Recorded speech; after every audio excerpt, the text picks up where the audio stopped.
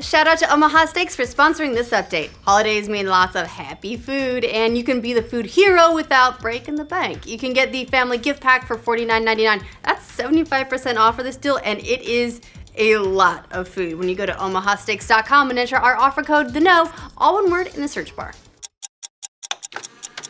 Welcome to The Know, I'm Ashley. We've had loads of suspect God of War release dates leaking in the past, usually from retail placeholders, but we've never had one straight from the source, so this is new. This time it was the PlayStation Store itself that listed a new date for God of War, March 22nd, 2018, which is really not that far away. The page has since been re-updated to say December 31st, 2018 once that date was discovered, but now it's got fans wondering if that's when we'll finally be able to step back into Kratos' shoes. As for March 22nd, that one seems a little bit less likely as far as a specific date. It's a Thursday after all, which is a very unusual day for releasing games. Usually it's a Tuesday or maybe a Friday, unless you're Nintendo, and then it's whatever day you want. But it is definitely strange for something like that to be showing up on the actual PlayStation Store. Maybe it's an indication that we can maybe expect the game to show up in the first quarter of next year at the very least. Hopefully we'll get something more definitive at PSX this weekend. If the game is really coming out Q1 2018, that seems like a pretty safe bet. If you're a Battlefront 2 player already tired out by the game's grind, well, it looks like some celebration may be in order. Don't go crazy or anything, but DICE and EA are starting to release updates to tweak the game's progression. DICE outlined the newest update in a blog post today. Most of the changes to the game have to do with progression, namely how many credits you earn for accomplishing certain tasks. To start, they've said that the credit payout at the end of rounds is increasing, and you can thankfully farm 3 times more credits in arcade mode than you could previously before, it locks you out for the day. In addition to that, the developer revealed that the daily loot boxes you're awarded just for signing in will now award you with more crafting parts. According to the team, this is just the first in a series of planned content updates. They wrote, "Thank you again for your passion around this game. Star Wars TM is special to all of us, and we all want to experience that world in fun, exciting ways. If you're already playing the game and are loving it, we want to thank you for taking the time to do so. We have a lot planned and are excited to show you what's to come." Now, gamers are still waiting with bated breath to find out more about the next project from the Soulsborne developers From Software, but now we've got a few hints about at least one game they're working on. Following a broadcast honoring the Armored Core franchise's music for the game's 20th anniversary, From Software's Yasunori Ogura made some interesting comments on Twitter. Gematsu translated his tweet, thank you since I speak Japanese, as saying, "While I cannot discuss anything right now, we have no intention of ending the Armored Core series in its current state, so I would appreciate it if you can wait a little while longer." This isn't the first time the company's indicated they'll be picking up the Armored Core series again, but please don't stop teasing us about it. Give us a trailer, give us something, we'll take it. That's very exciting. Last month, the news broke that EA was going to acquire Titanfall developer Respawn. Now, looks like the deal is done. EA announced over the weekend that the publisher and developer are now Facebook official, with Respawn formally part of the EA family. CEO of Respawn, Vince Zampella, said in a statement, "We started Respawn with the goal to create a studio with some of the best talent in the industry and to be a top developer of innovative games. We felt that now was the time to join an industry leader that brings the resources and support we need for long-term success while still keeping our culture and creative freedom." To which EA was like, "Yeah, plus what he said, plus loot boxes, and if you don't, it's cool, we'll shut you down." It looks like the long-rumored Mega Man 11 is finally happening. Yay for Mega Man fans! Hopefully it's not Mighty Number 9. Capcom announced that yes, the game is under development and will release next year. The trailer definitely shows some of those Mighty Number 9 influences. The crowdfunded game launched by Keiji Inafune after he and Capcom split ways. Still, the new Mega Man looks cartoony and great with 3D sprites moving along a 2D world and lots of really lush, beautiful backgrounds. The game's coming late next year for all consoles, including the Switch, as well as PC. Meanwhile, Capcom also announced that all 8 of the Mega Man X games are also coming to all current-gen platforms too. They're due out next summer. Oh, and that's not the only thing that's coming to the Switch. Both Mega Man Legacy collections, which collect Mega Mans 1 through 10, are also coming to the console next year. So, yeah, we're definitely gonna get our Blue Bomber fix. It looks like we've maybe got a new Five Nights at Freddy's game, and it's totally okay if you missed that fact because it was hiding inside another game. Yes. As it turns out, the free-to-play Freddy Fazbear's Pizzaria Simulator, a new 2D Pizzaria Simulator by Scott Cawthon on Steam, is basically a new Five Nights at Freddy's game in disguise, according to fans. User reviews are flooding in for the game, with gamers saying the game isn't what it claims at all, and that any fan of Five Nights at Freddy's should definitely play it, which is kind of interesting considering creator Scott Cawthon announced back in July that Five Nights at Freddy's 6 wasn't happening after all. He does like to pull a fast one on his fan base. Well played, Cawthon. You're right. This is not 6. This is Pizzaria Simulator. Totally different. That Twitch streamer who broadcast an entire UFC pay-per-view, remember we talked about that one in yesterday's update. He says he's been banned from Twitch.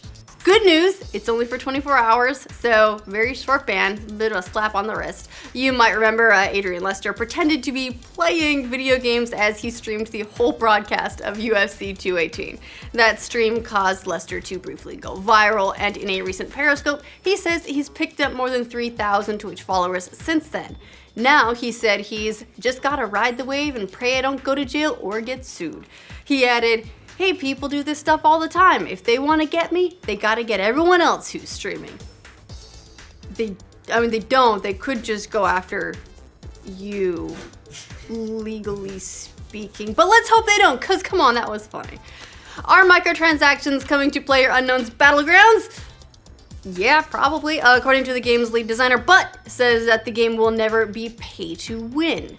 Lead game designer Chang-Han Kim said recently at the G-Star Global Game Exposition in Korea that while the game might incorporate loot crates, they will be cosmetic only. So it sounds like they might be looking to Overwatch as a model on how to bring in microtransactions in a way that doesn't Battlefront 2 the whole thing. He said, "As you may already know, we will never add anything that affects the gameplay. However, there is a relatively strong demand for cosmetic items. Since the official launch is our top priority, we plan on adding new items after that." Kim also addressed the issue of cheaters by apologizing and saying the company has not been well prepared to deal with this issue. But he added, "We are aggressively addressing this issue as it is our top priority. There is a new team dedicated to this task, which has already demonstrated great results through tighter and improved policies, as well as around-the-clock monitoring." Epic has settled one of its lawsuits against a Fortnite cheater. Not the 14-year-old, this is a different one. You might remember that the developer took legal action recently against a number of cheaters, one of whom was a Minnesota resident by the name of Charles Vespe, who was banned at least 9 times for cheating. In its lawsuit, Epic accused him of copyright infringement, and he was also suspected of having written code for cheats. Well, now both sides have agreed on a permanent injunction that basically orders him to destroy all his cheats and never do it again. If he breaches that, he'll have to pay a $5,000 fine. Oh, and speaking of the 14-year-old, remember the mother of the 14-year-old who Epic was also suing? She wrote that angry letter to court telling him to buzz off. Epic has responded to that. They said they didn't know how young the defendant was.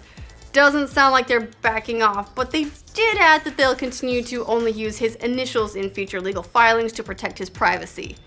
What's left of it. Late last night, some incredibly geeky rumors hit the net that claims, this is really exciting by the way, that none other than Quentin Tarantino is giving us the story setup for a future Star Trek film. That's right, Tarantino doing the Star Trek. Weird. Deadline's scoop hound Michael Fleming says that Tarantino had a great idea for a Trek film, told it to J.J. Abrams, and he loved it so much that they're currently setting up a writer's room at Paramount to flesh it out while Tarantino runs off to shoot his untitled Los Angeles 1969 project, and Abrams focuses on wrapping up this new Star Wars saga trilogy he started.